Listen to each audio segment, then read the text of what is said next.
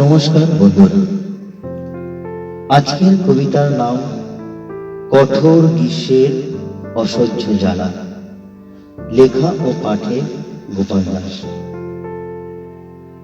কঠোর গ্রীষ্মের অসহ্য জ্বালা, শরীর মন ভীষণ বিরক্ত, অস্বস্তি, কাজে গতি নেই, ক্লান্তির ছায়া। তেল ঝাল রান্না খেতে ভয়, মন খোঁজে শুধু সাদা মাটা। মন খোঁজে শান্ত শীতল পরিবেশ, হৃদয় চায় গরম থেকে নিস্তার। জলাশয়ের জল শুকিয়ে প্রায়, নোংরা আবর্জনায় পূর্ণ। পশু পাখি খাদ্যের খোঁজে দিশেহারা, বৃষ্টির অপেক্ষায় ব্যাকুল পরিবেশ।